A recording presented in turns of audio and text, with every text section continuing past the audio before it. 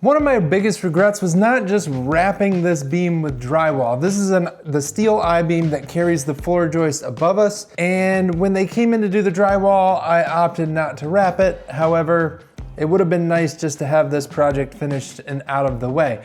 So today we're gonna be finishing off this I-beam with wood, and we'll paint it to kind of match the island. I think it's gonna look sharp.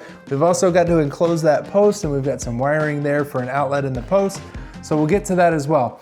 But the first thing that I'm gonna do is I'm gonna secure, now luckily up above this I-beam is like a 2x8, maybe? 2x8 or 2x6. Anyway, there's some wood right here that I'm actually going to secure a nailer to. Obviously, my beam's gonna come up here, and I don't have anything to nail into because this is steel.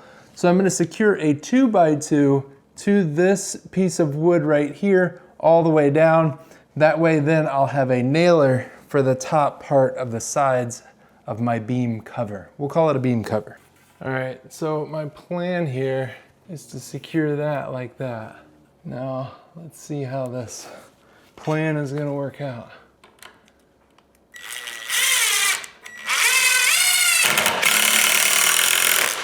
I think it's gonna do all right. So that'll give me a good nailer to nail the beam to. We'll just have to make sure that this is nice and tight.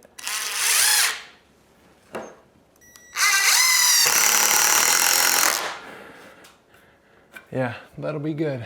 Now the other thing that I've seen people do, if you don't have something to screw into, is actually cut a 2x4 that fits inside of this I-beam. And the nice thing is that since this I-beam, the webs on here, whatever you want to call it, are on an angle, you can actually wedge it in there and then beat it in with a hammer to get it flush. Then you would glue it in the process so that it didn't go anywhere. And then you'd have nailers all the way down. You could just kind of make them like studs. But I think this is gonna work for me. And one of the reasons I'm doing this is because we've got an unfinished drywall edge as well that we need to conceal. So put a bunch of screws in here, finish up this, and then we'll be ready to start installing the beam wrap.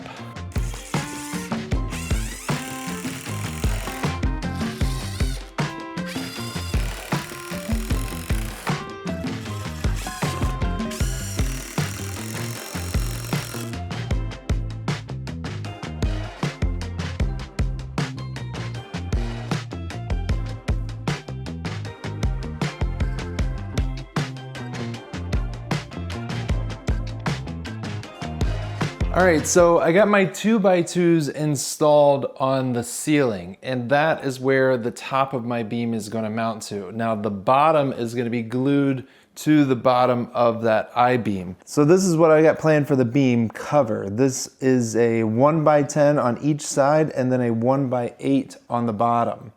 And that should be roughly very close to the width of the 4-inch beam plus a 2x2 on either side. So we've got 7 1/4 here, and then these are 9 1/4 on the sides, minus the 3/4 at the bottom. If I did my math correctly, this should all work out just fine. This beam cover right here is gonna be for this side over here. I figured I would get this one in first because I've got to work around a lot of stuff. And then this one should just slide up and over into that. Obviously I had to cut the bottom board a little short because of this plate right here. However, that whole post is going to get wrapped with 1x8s to match the beam itself. So I'm gonna start putting this together with some glue and brad nails, and we'll see how it goes. I'm gonna try and do this by myself, which should be interesting. Got a couple extra spacer blocks just to support this 1x10.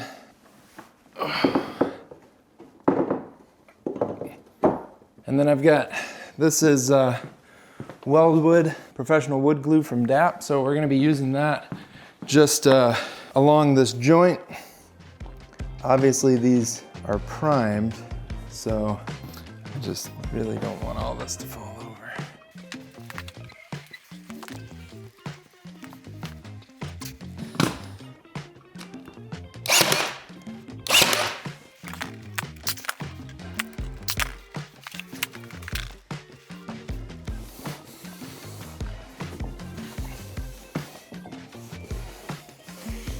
Now, we need to roll this over.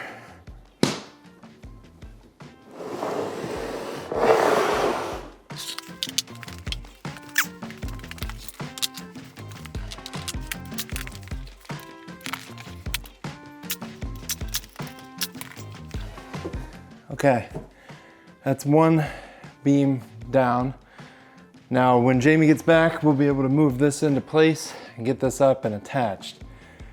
And hopefully it will stay, because this is actually heavier than I thought. So like I said, the bottom of this is actually gonna be bonded to the bottom of the I-beam. That's how it's gonna be attached. Now for that, we're gonna be using DAP's heavy duty construction adhesive, and I've got a big tube of this because we're gonna need a lot of glue.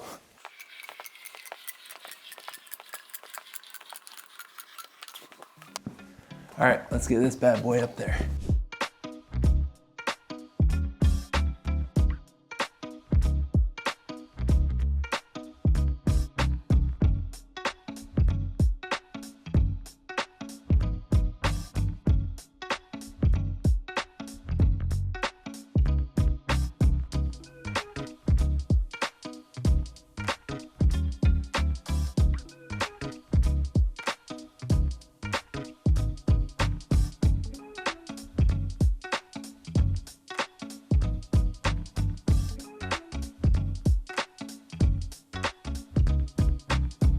So we got the beams wrapped, and we kind of had to abandon the whole like pre-built beam cover because for one, over top of the cabinets in the kitchen, just the way it was working out with the angles and stuff, I couldn't get it in position.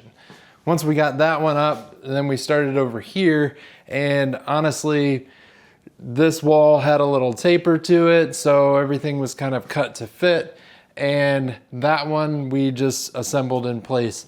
Now, I like the idea of being able to pre-assemble them because you can get the joints nice and tight and everything aligned properly when you're nailing that cover together. However, this is what we needed to do, and we made it work. So we've got that up, and now we're gonna be moving on to the post. We're gonna be wrapping the post with 1x8s, and that's gonna go all the way around to match the beam width. So we'll have two, they'll overlap. It won't be completely square, but it'll match the beam width, and I think it'll look sharp. These two beam covers, actually, there's like a little misalignment here. And honestly, I had thought about putting some biscuits in there to make it so that they stayed together. However, I didn't grab the biscuit joiner. So here's what I'm gonna do. I'm gonna take this clamp and this piece of wood, and I am going to clamp that to the inside of the beam. And then I'm gonna screw this in. And what this is,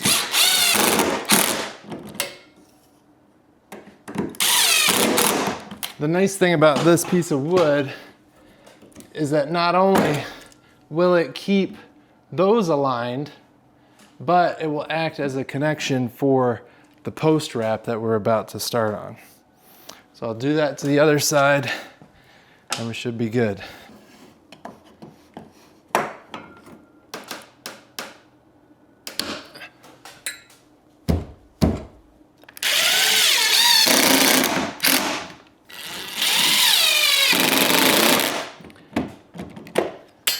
So we've got our attach point done up at the top, but as far as the bottom, like obviously we're gonna have a box around here, so we need some way to secure it. So what I've done is I've made two pieces. I took two scrap pieces of wood. These are just out of a 2x6 that I cut down and then cut the circle out of so that those will go around the bottom, and then we can wrap that with our 1x trim and have something to nail to at the bottom. So we'll glue that in place and make sure that that is set how we want it, and we can start to wrap this. Now, obviously you see a wire hanging here. There's gonna be an outlet right on this side of the post, so I'm gonna need to cut in a box. That's gonna go like that.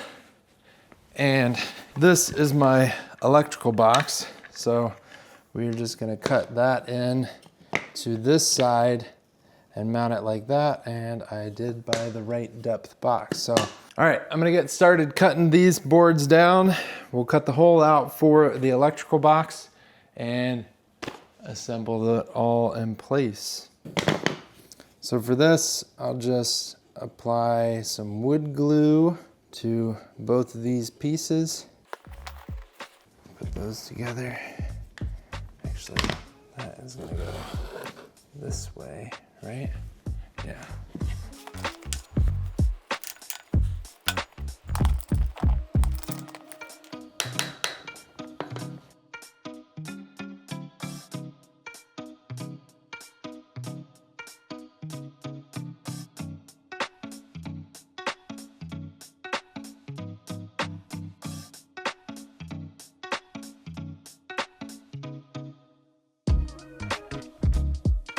Now for the outside corners of this kind of baseboard trim around the bottom of the post, I'm going to be using DAP's Instant Wood Adhesive, and that's nice because it kind of gets those corners nice and together and holds them in place, but it also adds just a little bit more adhesive to those corners to help them stay in place over time.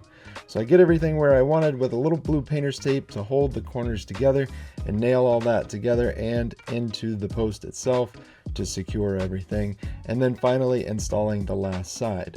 Now if you want more tips and tricks on trim itself, I've got an entire video that goes over all the things that I've learned over the years, so make sure you check that out. So now it's time to get ready for caulk and paint, or get ready for paint with caulk and wood filler.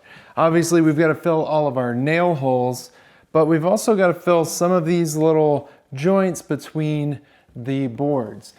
And wherever we change planes, we're going to be using caulk. For that, we're going to be using the Alex Flex, and this is meant for crown molding. This is a crack-proof, maximum flexibility caulk, so you're going to want to use something like that, or an extreme stretch, something like that. But as far as filling these joints right here, rather than using the standard wood filler, I'm going to be using the premium wood filler from DAP. And the reason I like this is because it is just it's like a thinner wood filler, but it's water-based, which is nice. But it's also, it just seems to kind of fill in this crack better. It's almost like a spackling. So I can just go over that like that, and then that joint is gone. Obviously we'll have to come back and sand it, but I like this better than the standard wood filler because it's more like a paste, not quite as thick as just the regular wood filler. And it's white, so it doesn't need to be primed. It's not gonna stand out, and I just like how that stuff goes on. So we've got a lot of it to do. Obviously all of the boards across the top, and then all this vertical stuff. So we're gonna get to work. Now, the other thing that I wanna mention about this wood filler is that it's actually got what they call their chameleon technology. So you can actually mix this with stains and pigments to create an exact color match. Now, obviously we're painting over this, so it's not that big of a deal, but if you were trying to blend something with you know, like some stained wood or whatever, you could actually mix stain with this, and this acts as a grain filler too. So if you're trying to fill a more porous type of wood like oak or something like that, and you need to fill that grain in, you can do that with this.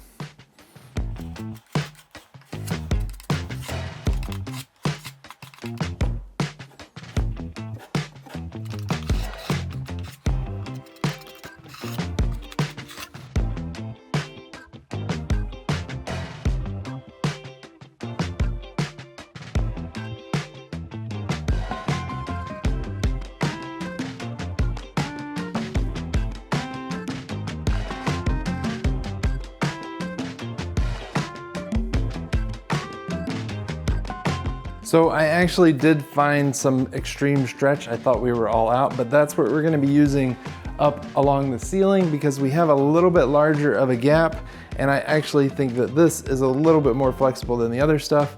This will fill up to a 3-inch gap, and it stretches over 600%. So this is gonna be perfect for that joint up there, making sure that that never cracks.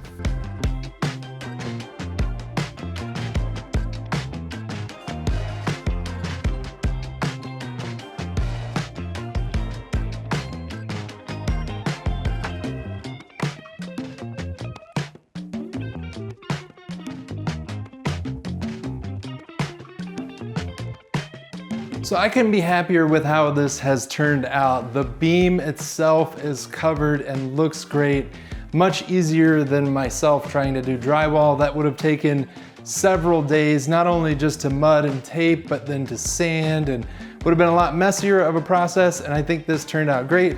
Plus, we needed to kind of wrap this post with wood just for durability. I was able to incorporate an outlet into that post so that we'll have one in our living room area. And what we did was we actually painted this the same color as our kitchen island. So I hope you guys enjoyed this video. And I don't know if I've ever seen it done quite like this before. I know a lot of people do wrapping these I-beams and posts a little bit differently. However, I felt like this turned out really well, and it was just quick and easy. It only took us a couple hours to get it up, and then a couple more hours to paint and all that stuff. So overall, very happy with the process. As you can see behind me, we've got a lot to do here in the kitchen, including countertops are on order. Those are gonna be here very soon. We've got to install a hood and backsplash once those get done. And then over here, behind that door, I've got a video coming up for you that you're not gonna wanna miss. I hope you guys enjoyed it, and until next time, be safe and happy building.